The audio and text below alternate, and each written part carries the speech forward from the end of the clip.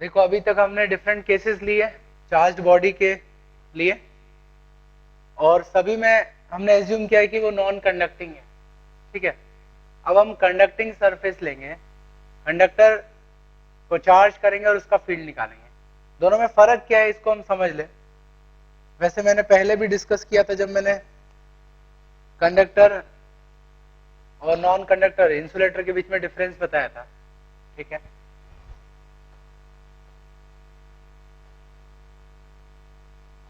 Charged conductor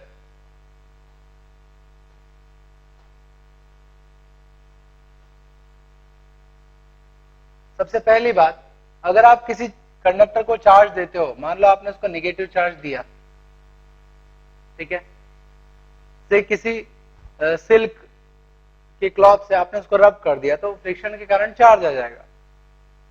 तो charge वो एक रीजन में लिमिटेड नहीं होगा बिकॉज ऑफ रिपल्शन, ठीक है। रिपल्शन के कारण क्या होगा, चार्ज स्प्रेड होगा, और तब तक स्प्रेड होगा जब तक इक्विलिब्रियम ना आ जाए।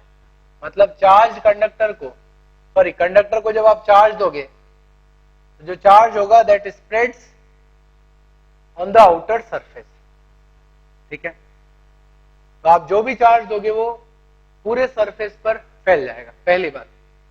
तो एक जगह पर लिमिटेड नहीं हो सकता है। दूसरी बात यह है कि आप कंडक्टर के अंदर कुछ चार्ज नहीं रख सकते।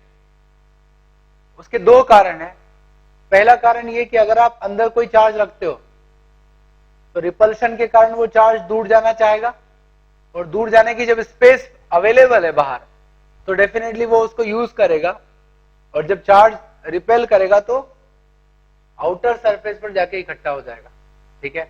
मतलब यह है कि कंडक्टर के, सॉलिड कंडक्टर के अंदर कोई चार्ज नहीं होगा, जब भी आप चार्ज दोगे वो पूरे आउटर सरफेस पर ही आ जाएगा।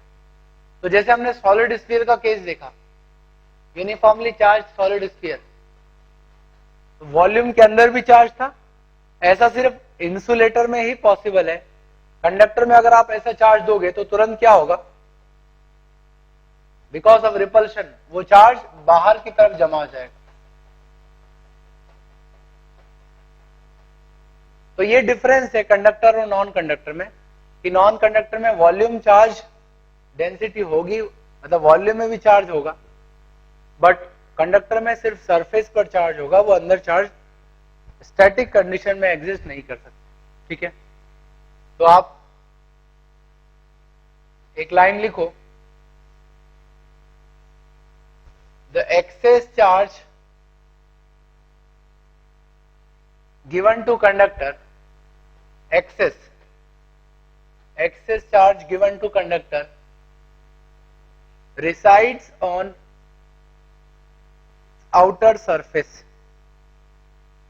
resides on its outer surface, ठीक है, resides on its outer surface।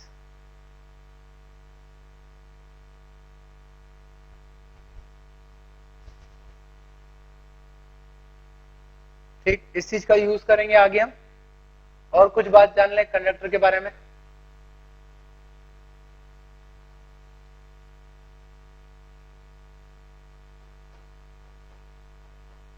से किसी कंडक्टर को आपने चार्ज किया, right.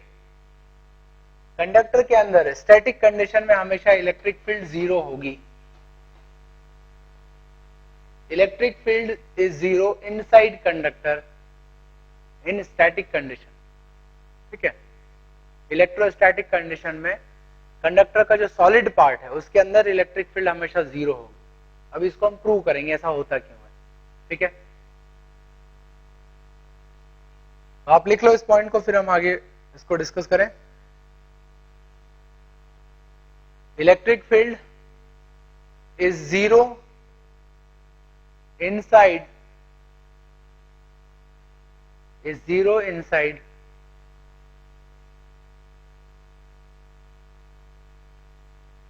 the solid part of conductor, zero inside solid part of conductor,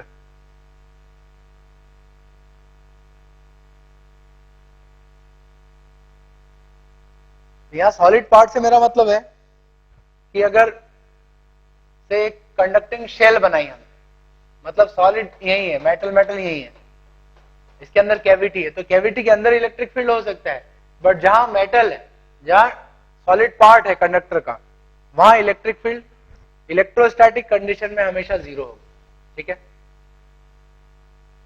आप ये भी लिख लो उस लाइन में आगे, इन इलेक्ट्रोस्टैटिक कंडीशन, इन इलेक्ट्रोस्टैटिक कंडीशन। इलेक्ट्रोडायनेमिक कंडीशन में ऐसा नहीं होता है, वो आगे पढ़ेंगे हम, राइट। तो ऐसा क्यों होता है, पहले इसको डिस्कस करें। देखो एक लॉजिक ये है,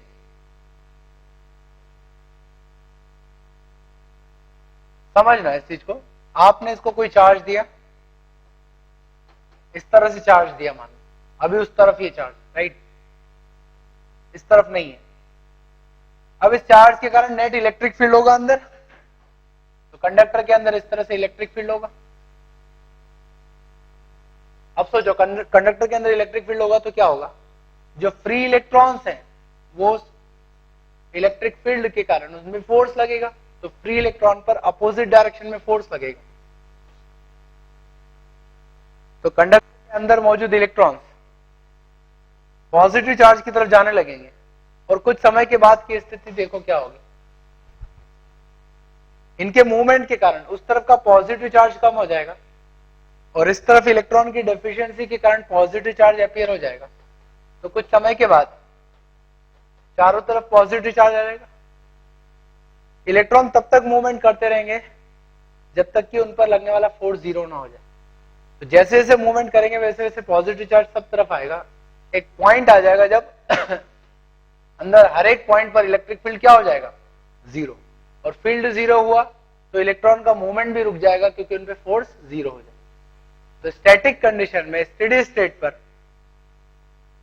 कंडक्टर के अंदर इलेक्ट्रिक फील्ड जीरो होगा, क्योंकि इलेक्ट्रॉन्स का मूवमेंट रुक चुका है। इलेक्ट्रॉन का मूवमेंट मतलब करंट। कोई भी स्टैटिक कंडक्टर में आप करंट को ऑब्जर्व नहीं करते हो, इसका मतलब अंदर इलेक्ट्रॉन्स का मूवमेंट नहीं है। नहीं है इसका मतलब अंदर इलेक्ट्रिक फील्ड जीरो होना चाहिए, क्योंकि अगर इलेक्ट्रिक फील्ड है तो डेफिनेटली अंदर फ्री इलेक्ट्रॉन्स मौजूद है, उन पे फोर्स लगेगा और उसके कारण मूवमेंट होने लगेगा, राइट। तो अगर आप किसी कंडक्टर को चार्ज देते हो तो तुरंत क्या होगा, there would be redistribution of charge.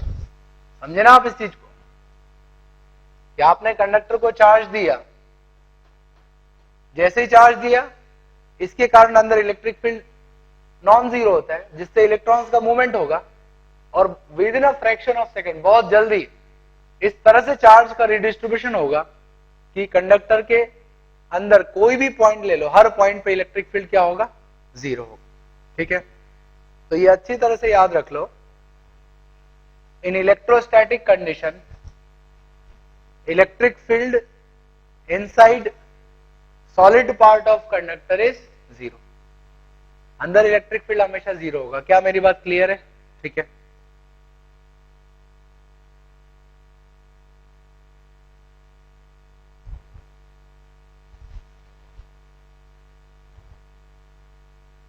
अब एक और चीज हम पढ़ते हैं, इलेक्ट्रोस्टैटिक शील्डिंग।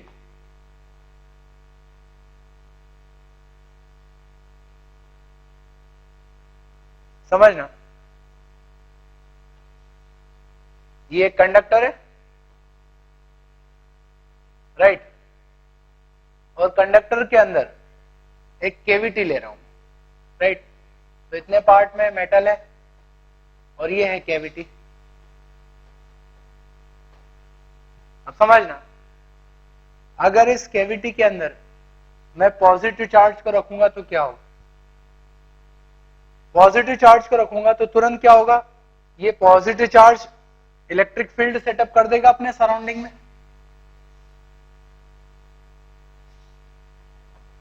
इस इलेक्ट्रिक फील्ड के कारण कंडक्टर के अंदर इलेक्ट्रॉन्स जो हैं इस तरफ खींचे चले आएंगे और अंदर की तरफ इकट्ठे हो जाएंगे,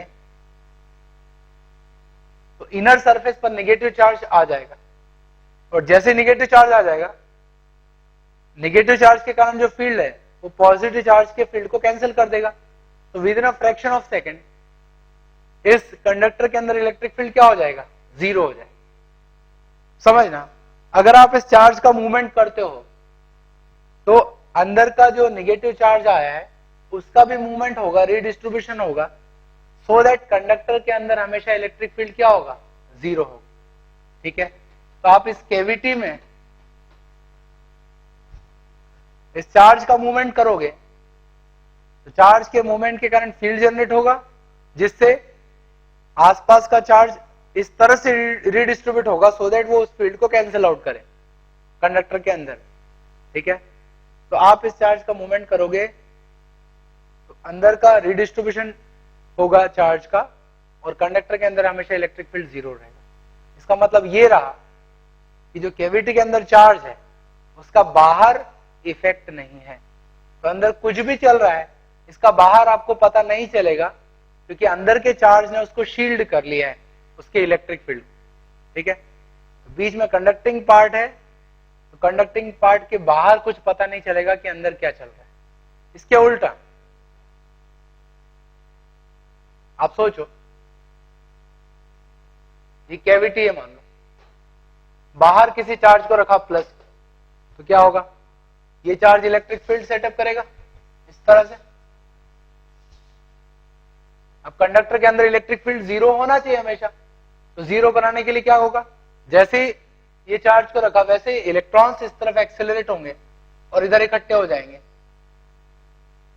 जिसको हम इंड्यूस्ड चार्ज कहते हैं, और इधर पॉजिटिव चार्ज आ जाएगा, और इंड्यूस्ड चार्ज का इलेक्ट्रिक फील्ड इस चार्ज के इलेक्ट्रिक फील्ड को अंदर कैंसल आउट कर देगा, तो इसके इफेक्ट को अंदर आने ही नहीं देगा।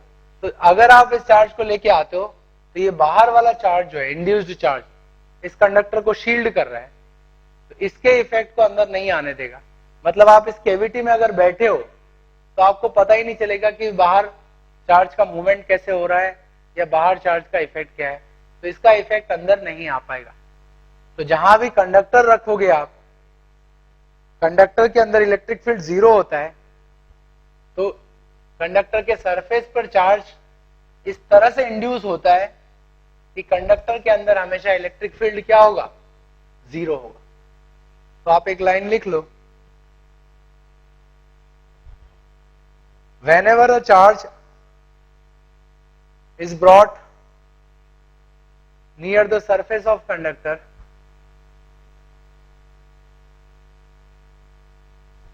charge is brought near surface of conductor,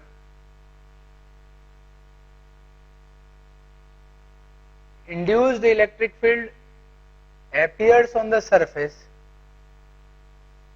induced electric field appears on the surface in such a way that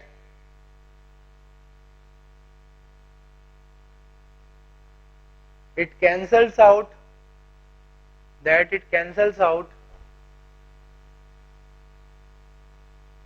electric field due to outside charge in the conductor, electric field due to outside charge in the conductor। ठीक है, एक example से समझते हैं हम इसको। एक conducting sphere है, राइट, इस पर कोई चार्ज नहीं है,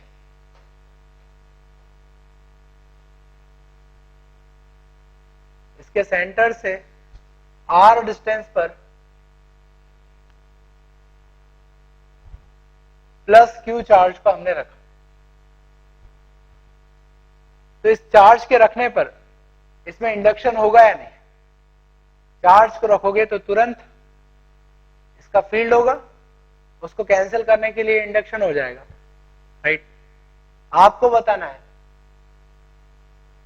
पहला, what is electric field at the centre of sphere, net electric field, and second, what is electric field due to induced charge at the centre. Electric field due to induced charge at the centre, ठीक है, उसका field बताना है। Plus Q के आने के कारण negative charge इधर अपियर हो जाएगा और पॉजिटिव इस तरफ, ठीक है।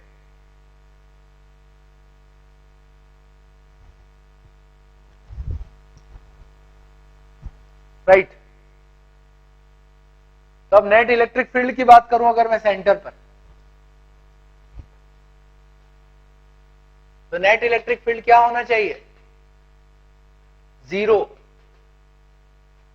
क्योंकि कंडक्टर के अंदर इलेक्ट्रोस्टैटिक कंडीशन में 0 इलेक्ट्रिक फील्ड होता है। राइट, अब सोचो क्या हुआ होगा, पॉजिटिव चार्ज के कारण यहां पर इलेक्ट्रिक फील्ड इस दिशा में होगा E, तो इस तरह से इंडक्शन होगा सो दैट उस इंड्यूस्ड चार्ज का net electric field opposite direction में हो और वो प्लस क्यू चार्ज के इलेक्ट्रिक फील्ड को कैंसिल कर दे। तो क्यू चार्ज का इलेक्ट्रिक फील्ड कितना होगा? Q बाय 4πε0 R स्क्वायर, किस डायरेक्शन में? अवे। तो इंड्यूस्ड चार्ज का इलेक्ट्रिक फील्ड उतना ही होगा बट उसकी डायरेक्शन चार्ज की तरफ होगी। राइट, ये इलेक्ट्रिक फील्ड है ड्यू टू इंड्यूस्ड चार्ज, ये बाहर के चार्ज को कैंसिल कर, बाहर के इलेक्ट्रिक फील्ड को कैंसिल करता है।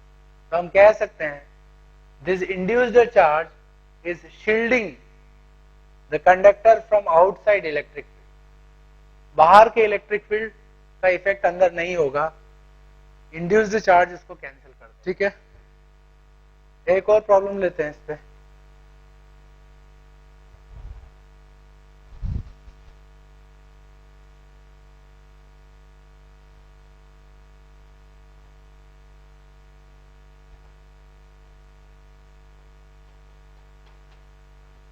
कंडक्टिंग स्फीयर है,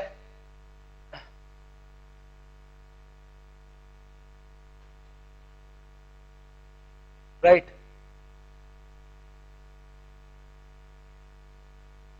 जिसकी रेडियस है कैपिटल आर और इसके अंदर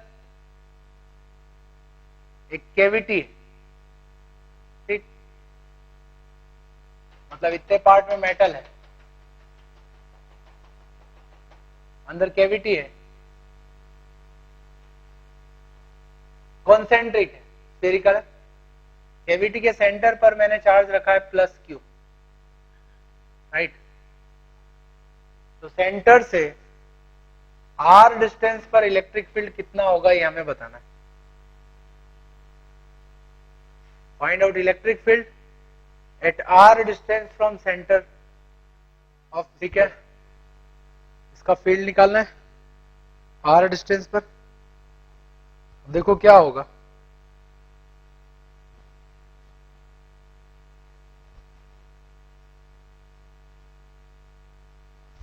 इसको प्रूव करने से पहले, सॉल्व करने से पहले एक चीज हमें समझ लें।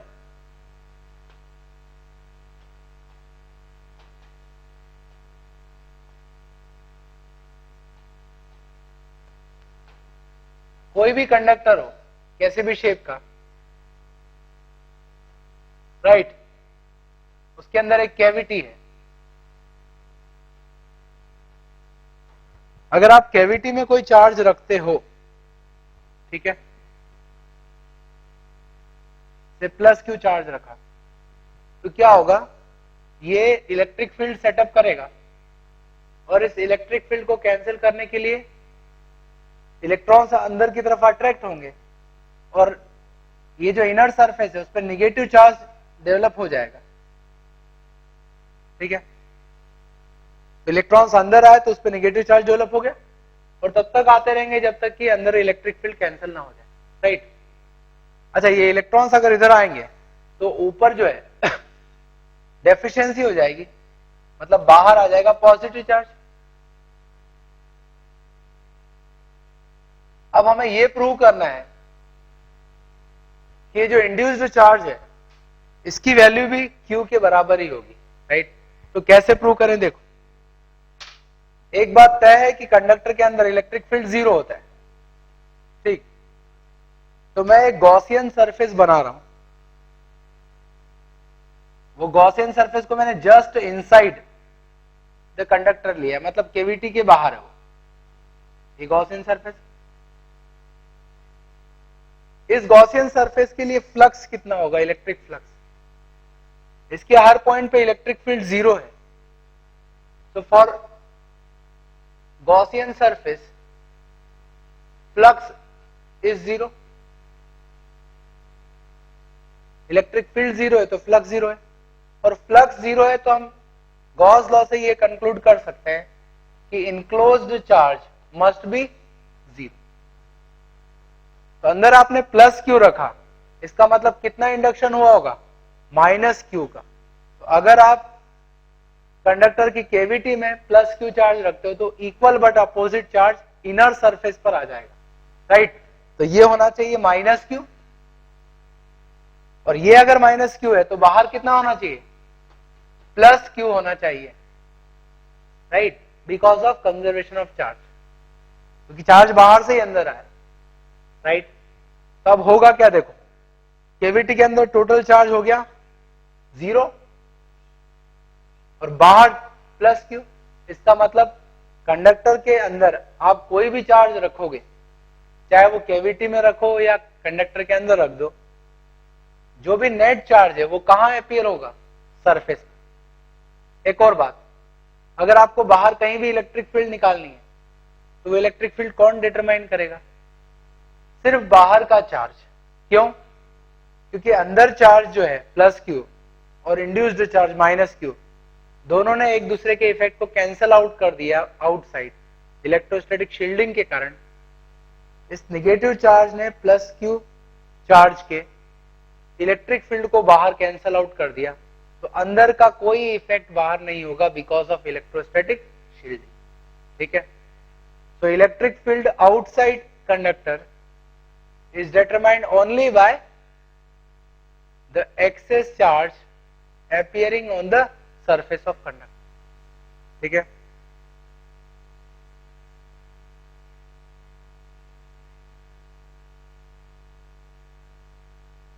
तो एक बार मैं फिर से रिपीट करूं, whatever charge is given to conductor or kept inside the cavity of conductor that appears on outside surface of conductor,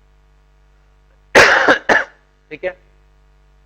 conductor को आप कैसा भी चार्ज दो, चाहे वो केविटी के अंदर रखो या कंडक्टर में रखो, कहां अपीयर हो जाएगा वो net charge, outside surface. And electric field outside the conductor is determined only by outside charge, ठीक है।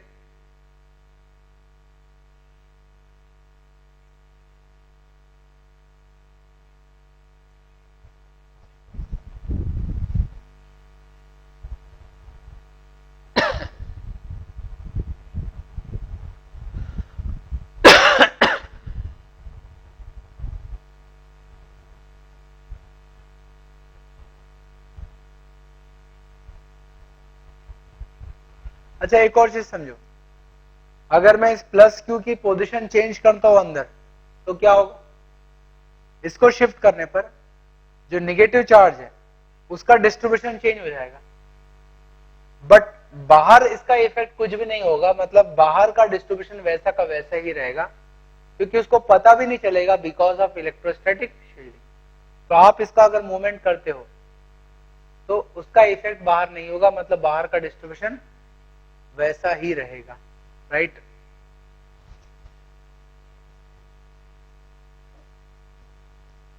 अब फिर से उसी प्रॉब्लम को देखते हैं जहां हमें फील्ड निकालना था। तो कंडक्टिंग स्फीयर है, केविटी में चार्ज रखा है प्लस क्यू, तो इंडक्शन हो जाएगा, अंदर के सरफेस पर कौन सा चार्ज आएगा, माइनस क्यू, और बाहर के सरफेस पर क्या होगा, प्लस क्यू। जो भी चार्ज अंदर है नेट चार्ज वो बाहर आ जाएगा। Now because of electrostatic shielding इस चार्ज का कोई रोल नहीं होगा फील्ड में, सेंटर से आर डिस्टेंस पर फील्ड निकालनी है, अब सोचो, मैंने आपको बताया था यूनिफॉर्मली चार्ज्ड हॉलो स्फीयर, जिसमें चार्ज सरफेस पर ही था, अंदर नहीं था। तो बिल्कुल वैसा ही यहां पर भी सिस्टम है या नहीं? इस कंडक्टर में भी सिर्फ बाहर बाहर चार्ज है, अंदर के चार्ज का तो कोई रोल नहीं है, सिर्फ सरफेस पर चार्ज है। तो जैसे हॉलो स्फीयर का फील्ड था, बिल्कुल वैसे ही फील्ड होगा। और हॉलो स्फीयर का फील्ड क्या होता है? पॉइंट चार्ज की तरह होता है। So that is electric field due to this conductor, और इसकी डायरेक्शन होगी रेडियली आउटवर्ड। अब इलेक्ट्रोस्टैटिक शील्डिंग जो है, इसके कुछ एग्जांपल्स हैं जहां पर हम इसका यूज करते हैं। जैसे आपने देखा होगा कंप्यूटर में जो मदरबोर्ड होता है, उसमें कई सारे सर्किट्स होते हैं, ठीक है। तो उनको बाहर के इलेक्ट्रिक फील्ड से बचाने के लिए हम उनको मेटल के केस में रखते हैं। मेटल केस के अंदर सारा सर्किटरी रखा होता है। क्यों? क्योंकि बाहर जो है इन्वायरमेंट में कई सारे स्ट्रे इलेक्ट्रिक फील्ड होते हैं।